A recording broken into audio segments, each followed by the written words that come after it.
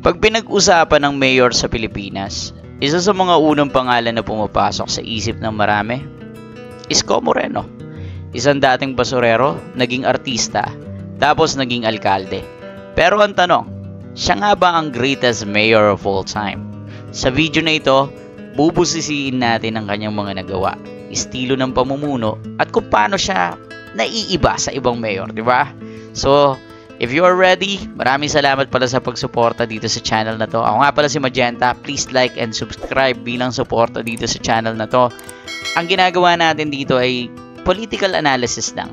So, magiging magandang bagay ito kung susundan nyo ang channel na to because you will learn a lot. Para sa susunod na pagboto mo, nagkakaroon ka ng idea kung paano nga ba bumoto talaga at sino ba yung dapat sa hindi.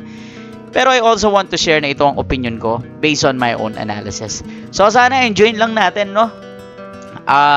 Wala mag-away-away sa comment section sana, and I really love doing it. Kaya please, sundan nyo ako kung gusto nyo to. Okay, let's start. The rise of Isko. Si Francisco Isko Moreno Domagoso ay lumaki sa kahirapan sa Tondo, Maynila. Bago pa man siya naging mayor, kilala na siya bilang artista. Pero hindi ron nagtatapos ang kanyang kwento. Pumasok siya sa politika noong 1998 bilang konsehal, naging vice mayor, at pagkatapos ng ilang taon, tumakbo bilang mayor ng Manila. Noong 2019, tinalo ang dalawang higante sa politika, sina Erap at Alfredo. Silim, isang malinaw na pahiwatig ng pagbabago ang gusto ng Manileño. Pag-upo pa lang ni Isko, agad niyang nilinis sa mga bangketa, nag-viral pa nga siya sa social media dahil sa kanyang hands-on style. And bukod pa sa viral, may mga konkretong pagbabago rin, kagaya ng clearing operations. Nilinis ang Divisoria, Quiapo at iba pang lugar mula sa illegal vendors. Park beautification, inayos ang Bonifacio Shrine, Lagunsad at iba pa. Public housing, nagpatayo ng mga vertical housing tulad ng condominium at bicondominium. Online systems, pinabilis ang business permit, process at iba pang city services gamit ang digital platforms. Education at health, libreng tablet sa public school students at pagpapaayos ng ospital ng Manila. Sa 3 taon actually, ramdam na ramdam ang presensya niya sa kalsada, sa media at sa City Hall.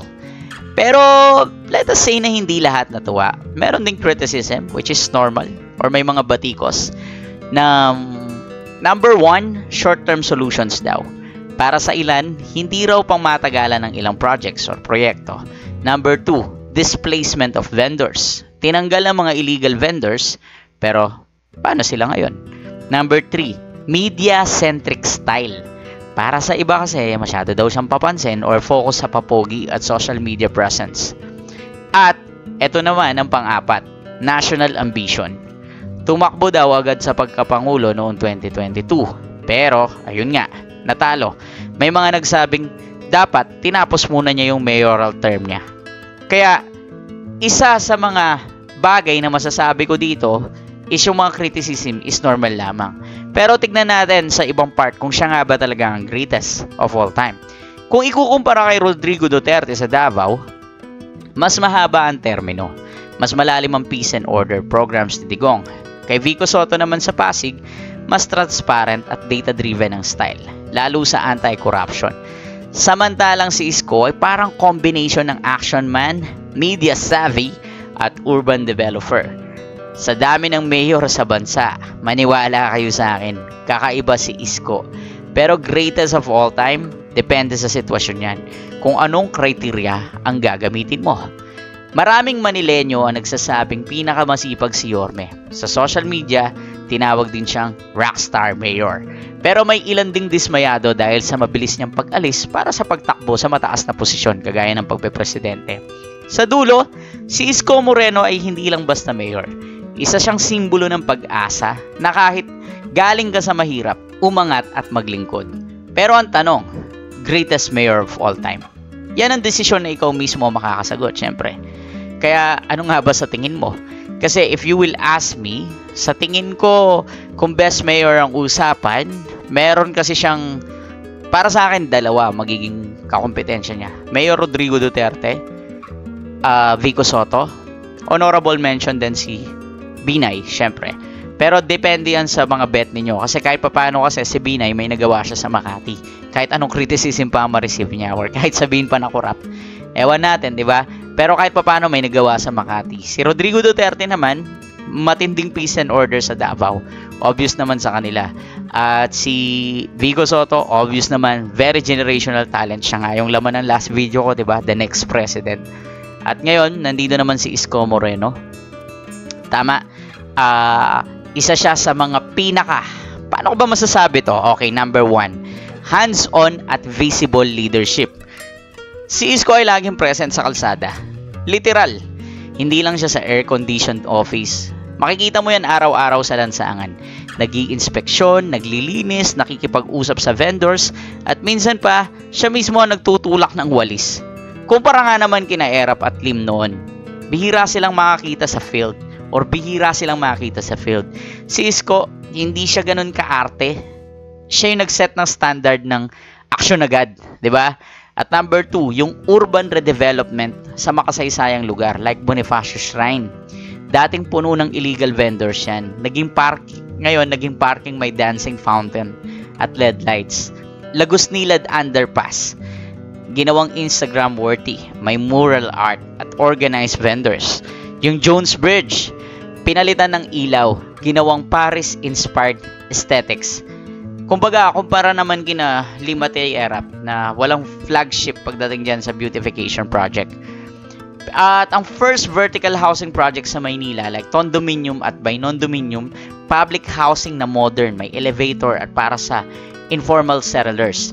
Isa ito sa mga kauna-unahang pagkakataon na ginamit ang air lights sa lungsod para makabuo ng maraming pabahay kahit limitado ang lupa.